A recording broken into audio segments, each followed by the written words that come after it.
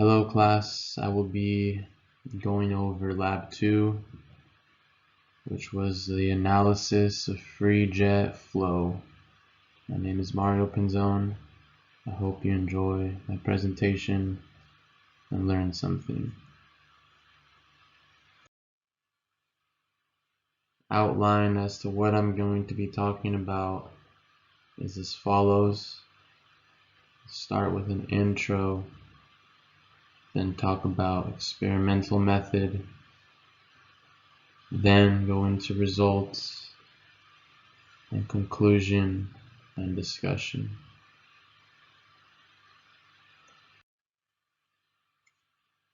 Before that, I'd like to talk about an example of a free jet flow.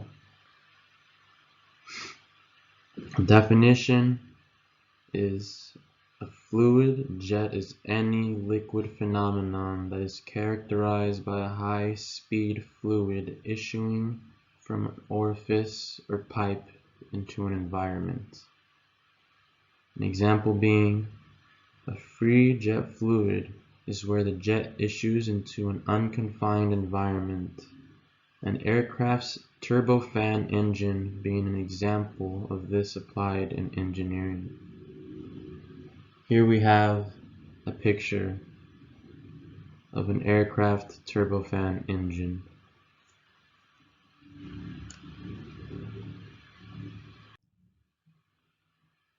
Onto the breakdown. Starting with intro.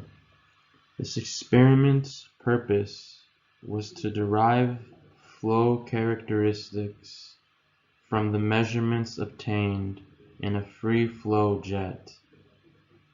Flow rate was experimentally determined by knowing the amount of water that was accumulated at a constant head.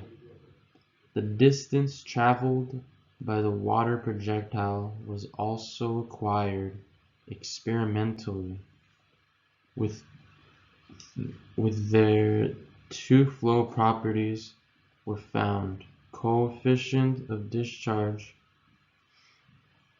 contraction, and velocity. Next, experimental method. Experiment was broken up into two exercises. First, the coefficient of contraction, velocity, and discharge were determined. We measured the distance the free jet hit the floor plan and labeled it as X. Next, we found the area of the free jet at the vena contracta using calipers. I have added a picture of the tank and what would be the vena contracta here. The weight of the water was then determined, and as was the time needed to collect the water. These procedures were repeated multiple times by decreasing our Y, which was the height of water found in the tank, by 5-inch intervals. Exercise 2 was about finding the time it took to empty the tank. We filled the tank to 50 inches and recorded the time it took to drop 5 inches at a time. The results were finding CV, CD, and CC. In conclusion, in the free jet flow, the experimental and theoretical velocities were closely related. As expected, the theoretical values were higher than the actual values because they did not account for frictional loss. For the most part, coefficient of contraction was within allowable range of 0.49 to 0.79. Typical values of coefficient and velocity, coefficient of discharge, and coefficient of contraction include 0.96, 0.75, and 0.78 respectively. It was observed errors have been sources of disruption. The results from the time to empty the tank were consistent and conclusive up to the relative error of 20%. Most was determined that the errors in this part of the experiment were due to manometer readings and to recording of time where error could have came up.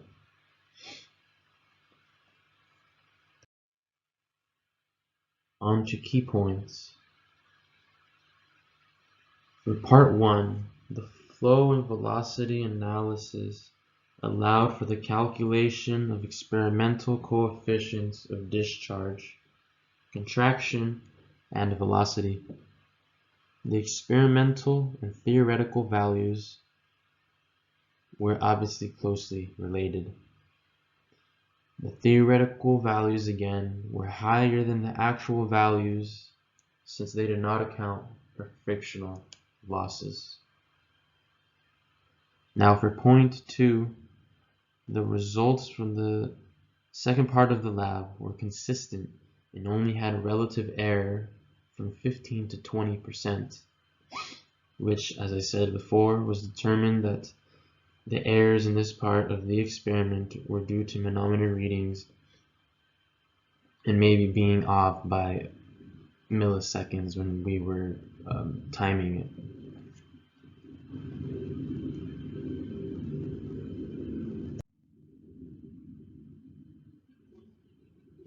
Now I'd like to discuss question 3, which said, comment on the relationship observed between Q, flow rate, and H, height. We can see the relationship in Bernoulli's equation. Using velocity, we multiply the area to get the flow rate, Q. Q is our flow rate and H is the height of the orifice and where the flow comes out of. Higher pressure causes increased flow rate. If the flow rate increases, then it is caused by increased pressure. What Bernoulli's equation is essentially saying is it's touching on the conservation of energy. Energy per unit volume before will be equal to the energy per unit volume after. Bernoulli's equation is as follows: P plus 1/2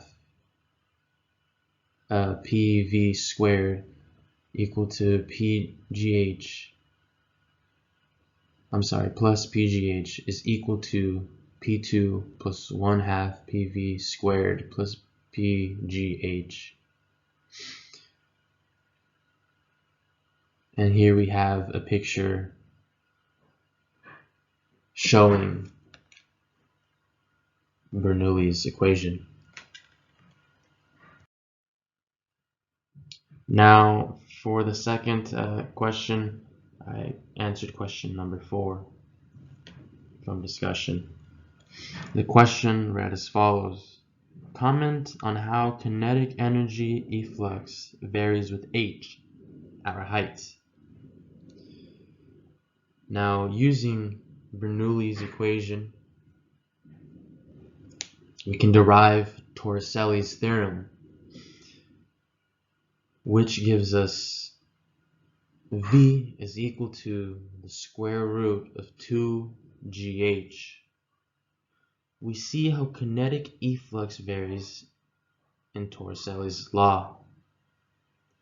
We let H be the height of the fluid in the tank. The potential energy of the fluid is PE, which is equal to PGH, where M is the mass of the fluid, G is the acceleration due to gravity. We let v be the velocity of the fluid draining from the tank, and the kinetic energy of the draining fluid is Ke equal to 1/2 mv squared. Again, equating the potential and kinetic energy and solving for velocity gives us v is equal to square root 2gh.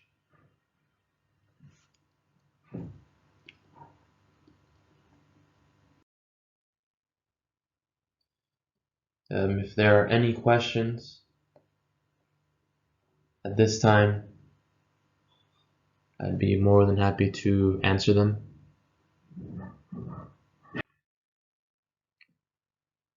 Lastly, here is a picture of my references. Also, all pictures were taken from Google search engine. I hope that everyone is staying safe and that you enjoyed my